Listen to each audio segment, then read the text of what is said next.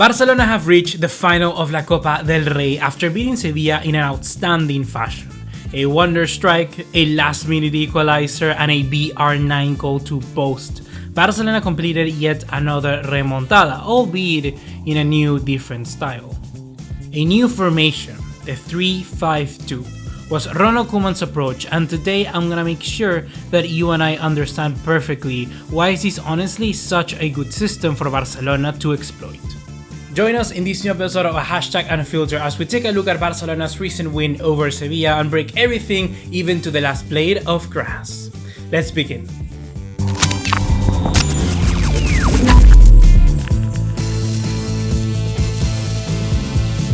What's going on, guys? ¿Cómo están? BugaLuis here and welcome back to another video here on the channel. And I don't know about you, but I have enjoyed that game like I haven't won in a while. Koeman's men just look revitalized, they look rejuvenated.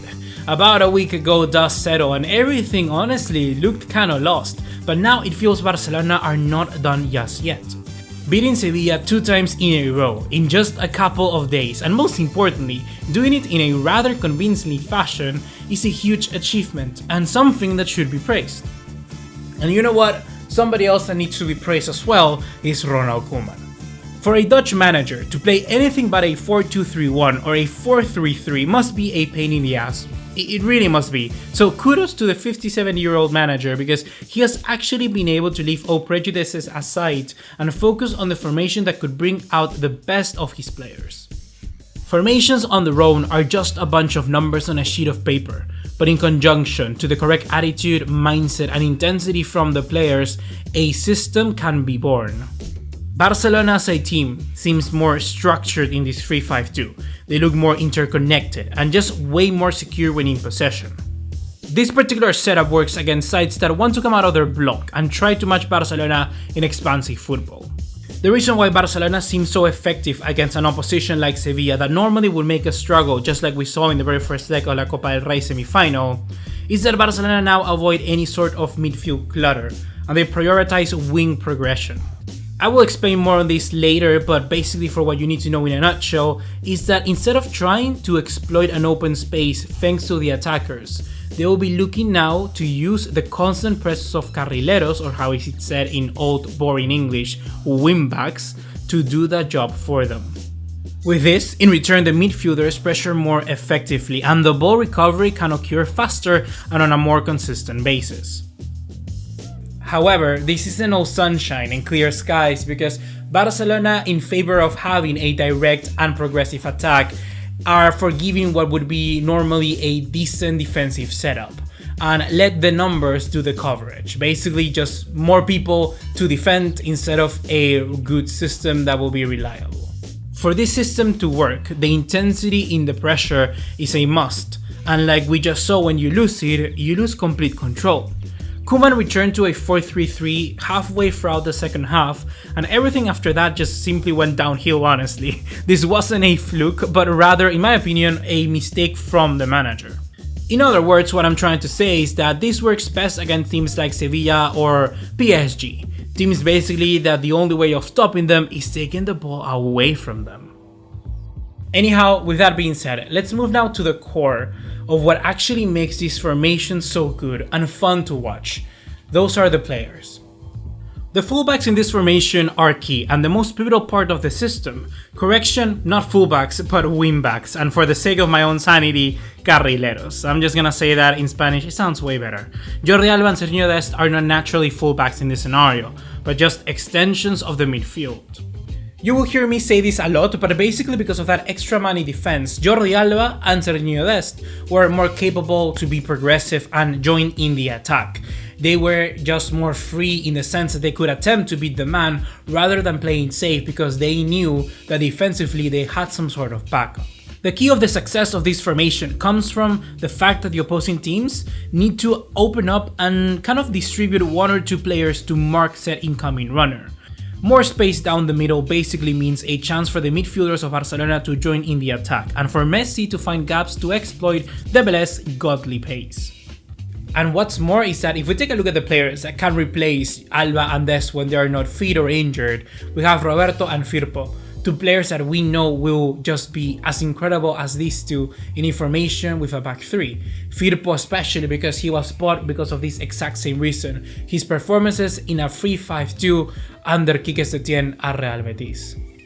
Another player that is benefiting greatly from this change in formation is Sergio Busquets. Very similarly to Dest and Alba, Busquets is benefited from the extra man at the back. We saw in this game and the one in the league as well that the Sevilla striker, be it El Nesiri, De Jong or both, was constantly trying to focus on the moving center backs instead of trying to steal the ball and pressure Sergio Busquets. They all forgot to basically look at the player behind them. If we take a look at the passes that originated from Ter Stegen at the start of the play, most of the time they were in the direction to a midfielder. The improvement comes in the sense that Busquets doesn't longer need to drop deep between the two center backs and instead can just focus on one thing, that is distributing the ball. And well, just before getting to the best benefactor of this formation, there is still one name that I want to mention, and that is Ousmane Dembélé. We all know his pace, but actually using it through the middle is a stroke of genius by Ronald Koeman.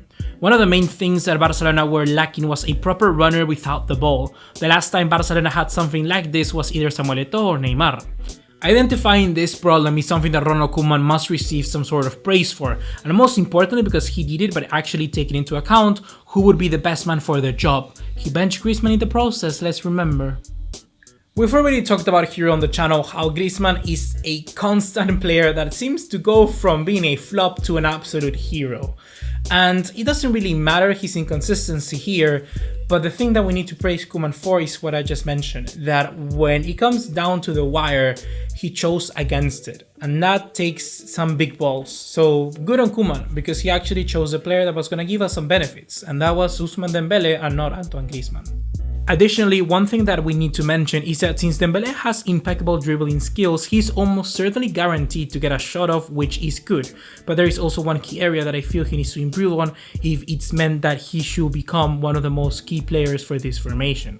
Dembélé in the last game against Sevilla got himself in favorable positions, which yeah, is so good, but he took the wrong decisions. He shot too early, he didn't make the pass where he needed to, and simply he just took sometimes too long with the ball to the point that there was no decision to make at all.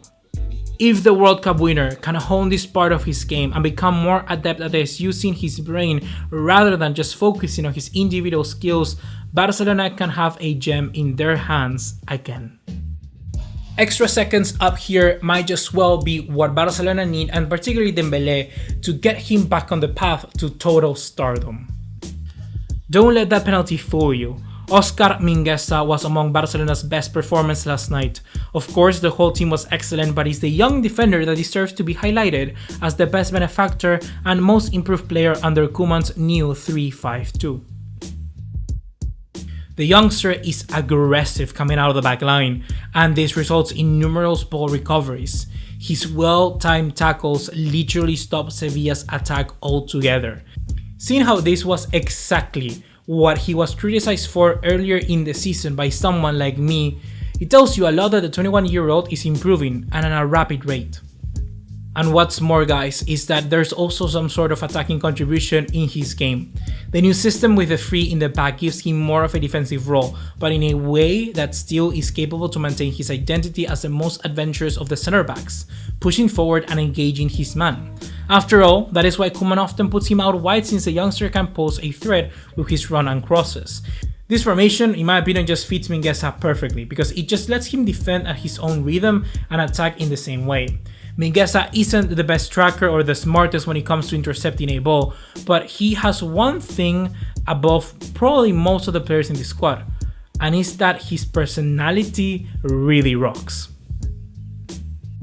In a team where Barcelona cannot make up for the luxuries that they previously once had, someone like Mingueza, in my opinion, is honestly one of the best players we could have. So let's just keep him and make him become one of the at least 4 center backs in this squad, because slowly but surely he's garnishing a better reputation and just way more arguments than others to be part of the future. Koeman's tenure has been so far a mixed bag.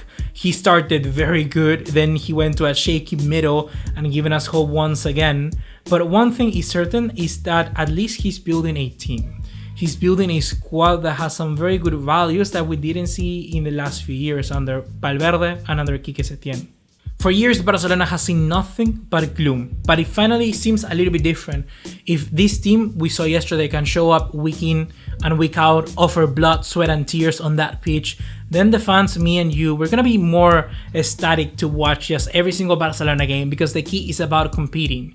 The key is about doing it our own way, and no matter whether we win or lose, to just play our game. So 4-3-3 for the cautious and 3-5-2 for the reckless. Do that and I know that Barcelona will succeed sometime soon. That's gonna be everything for right now, guys. Hopefully you have enjoyed. Be sure to let me know in the comment box down below what do you think of this video and did you learn anything new. Be sure to subscribe for more content just like this one and I'll see you in the next one. Take care. Ciao, ciao.